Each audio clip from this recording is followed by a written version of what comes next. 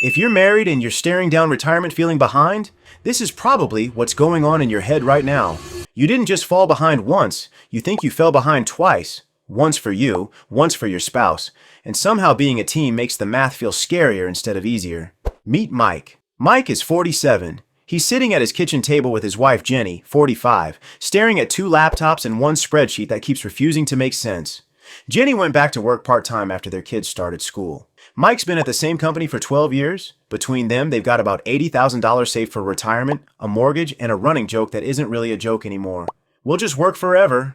Mike thinks he's failed his family. What he doesn't know yet, and what you probably don't know either, is this. Being married didn't double the problem, it doubled the toolbox. Every account limit you're about to hear, every tax bracket, every catch-up rule, almost all of it works in pairs. You just have to know which pairs exist. Today we're building the married couple's catch-up plan for dividend income using 4 tools most late-starting couples have never heard of, because nobody explains them together. First, a 9-decade-old IRS rule with a name almost nobody knows that lets a couple stack retirement contributions even when only one spouse has a paycheck. Second, a way to stack every account both of you are legally allowed to touch into one household number so you stop budgeting like you're saving alone. Third, a tax bracket most people think caps out around $40,000 a year, but for a married couple actually stretches almost to $99,000 of tax-free dividend income. And fourth, a brand new 2026 rule that quietly punishes single high earners and accidentally rewards 2-income couples that almost nobody's talking about yet. Stick around, because by the end, you'll have a real number for your household, not just Mike and Jenny's. The big number comes first, because this channel doesn't make you wait until minute 12 for the payoff. If Mike and Jenny do nothing else than fill the accounts we're about to walk through starting today, they can realistically put more than $17,000 a year into tax-advantaged retirement accounts as a household in 2026 using just the first tool alone, and depending on how they invest it, a meaningful chunk of what that grows into can eventually pay them dividends, the IRS taxes, at a flat 0% federally, not some reduced rate that still eats into it. We'll show you exactly where that number comes from, because some of you are already doing math in your head and getting suspicious, and you should be. Before we get to the tools, almost every married catch-up couple makes the same mistake, and if you're currently making it, everything else in this video will feel more urgent once you see it. The mistake is this. Couples treat household income as the only number that matters, and they stop there. One spouse works, contributes to a 401k, and the other spouse either doesn't work, works part-time without a plan at their job, or assumes that because their name isn't on a paycheck, there's nothing for them to do. So the couple ends up saving through exactly one retirement account at exactly one contribution limit, while a second entire set of tax-advantaged rooms sits completely unused. That's not a small leak. That's leaving tens of thousands of dollars of legal, IRS-sanctioned savings room on the table every single year, for years, because nobody told them the rule that fixes it. The second mistake is sneakier. Even couples who do use 2 accounts often don't realize some of these accounts have rules that only work correctly when they're split a very specific way between 2 people. Get the split wrong, and you can accidentally lock yourself out of money you thought you were allowed to save. We're fixing both of those right now. Tool number 1. We're calling it the Kay Bailey Doubler, named after former U.S. Senator Kay Bailey Hutchison, because this rule carries her name inside the tax code. The mechanism works like this. Normally, to contribute to an IRA, you need your own earned income. That's the rule most people know. What most people don't know is that if you're married and you file a joint tax return, the working spouse's income can cover both of you. It's officially called the Kay Bailey Hutchison Spousal IRA, and it means a spouse with 0 income of their own, someone who stayed home with kids, went back to school, or is between jobs, can still open and fund their own full IRA in their own name, under their own control, using their spouse's paycheck to qualify. For 2026, the IRS set the individual IRA limit at $7,500, and if you're 50 or older, there's a catch-up contribution on top of that worth $1,100, bringing your personal limit to $8,600.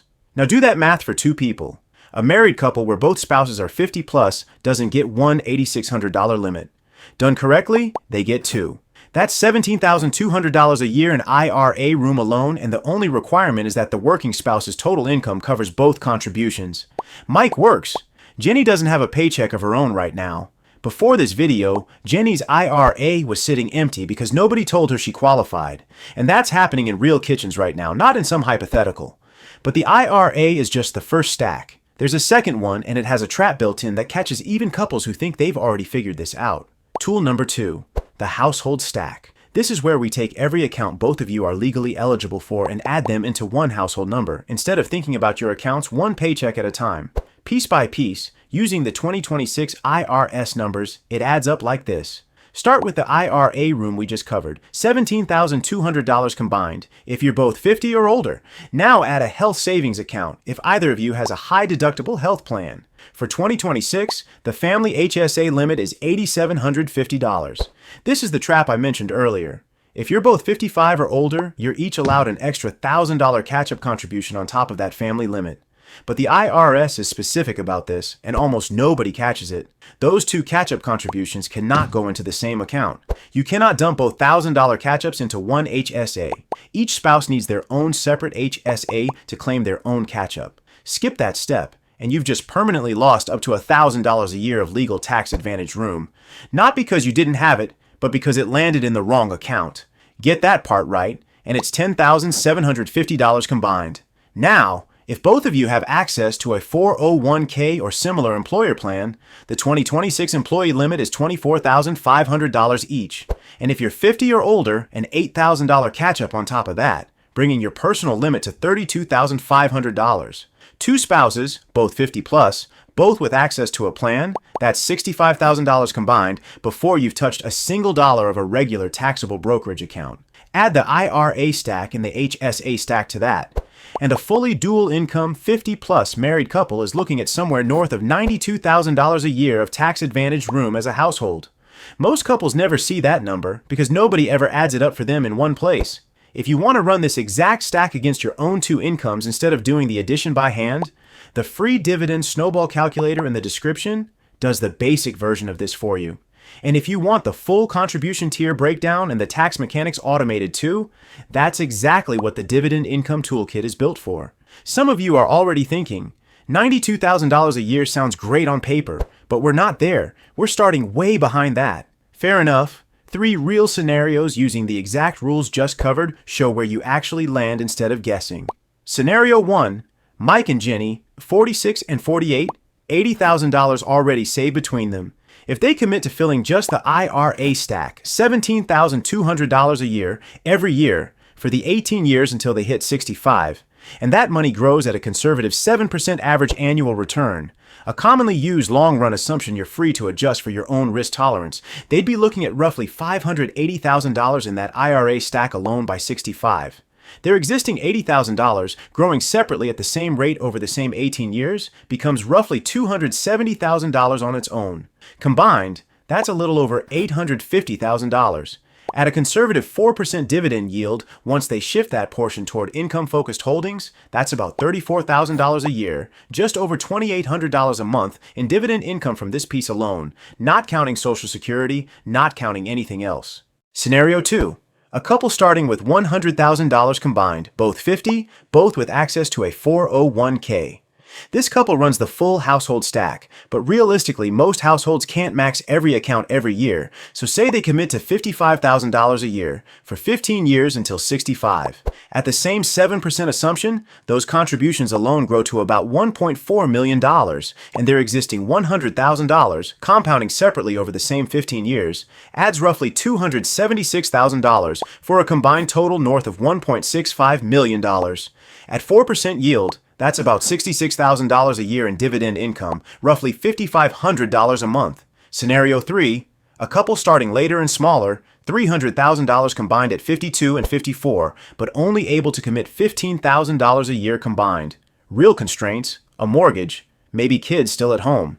Even here, 13 years to 65, the new contributions alone grow to about $300,000, and the original $300,000 grows to roughly $723,000 on its own.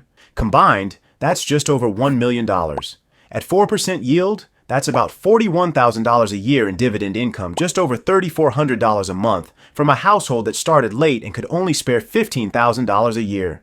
All 3 of those numbers assume you're paying tax on that dividend income along the way. What if a real piece of it was legally tax-free instead? That's tool number 3. Tool number 3, the zero tax zone. Most people think there's no such thing as tax-free dividend income unless you're pulling it from a Roth account. That's not true. The IRS has a 0% tax bracket for qualified dividends and long-term capital gains. And for 2026, if you're married filing jointly, that bracket covers your first $98,900 of taxable income. Not gross income, but taxable income after your standard deduction, which for a married couple in 2026 is $32,200. Stack those together and a married couple can have close to $131,000 of gross income and still land inside the 0% zone, as long as the income mix is right. This isn't a loophole. It's been federal law since 2003, and the underlying bracket structure was made permanent through at least 2030. For a lot of catch-up couples, especially in the early retirement years before Social Security and required withdrawals kick in, that's a real window where dividend income can come in completely untaxed at the federal level. It won't apply to every dollar forever. Income tends to rise, but understanding this bracket exists changes how you think about which accounts to pull income from first once you actually retire. There's one more piece, and it's brand new for 2026, and almost nobody's made the connection yet between this rule and being married. Tool number 4, the per-spouse escape hatch. Starting in 2026, there's a new rule under the Secure 2.0 Act. If you're 50 or older and you earned more than $150,000 in wages from your employer last year, your catch-up contributions can no longer go in pre-tax. They have to go in as Roth, meaning you pay tax on that money now instead of later. For a single high earner, that's a real change. You lose a choice you used to have. But the part almost nobody's talking about is this: that $150,000 threshold is measured per employer, not per household. It's based on what shows up in box 3 of your own W-2 from your own job. If you're married and you both work and you each earn $145,000 a year at separate companies, your household income is $290,000, more than a single filer earning $150,000 alone. And yet, neither one of you trips this rule. You both keep the pre-tax catch-up option that a single earner making just $5,500 more than either of you, crossing that $150,000 line, would lose entirely. This is one of the only places in the entire tax code where being a two-income married couple is a structural advantage over being a single high earner, purely because of how the math is measured. Most financial content isn't covering this yet because the rule is this new. You're hearing it before your co-workers are. All 4 tools go back on the table now because if you've been half watching this while doing something else, this is the part you want to catch. The K-Bailey Doubler lets a non-working spouse fund a full IRA using the working spouse's income, doubling your household IRA room to up to $17,200 combined in 2026.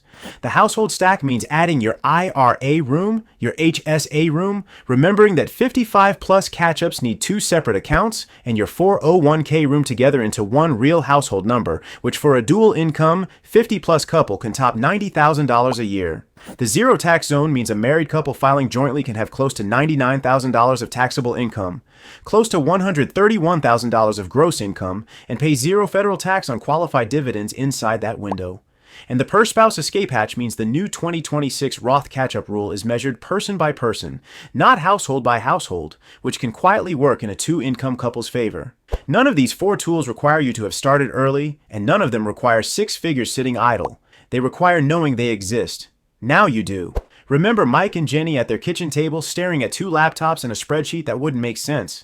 They were never actually behind. Jenny's IRA was empty because nobody told her the K-Bailey Doubler existed, and the 2 of them were budgeting off one account instead of a real household stack. Mike thought being married doubled his problem. It turns out being married doubled his tools. Run the math on your own 2 incomes, not Mike and Jenny's, and you'll probably find the same thing they did. You're not as far behind as that spreadsheet made you feel.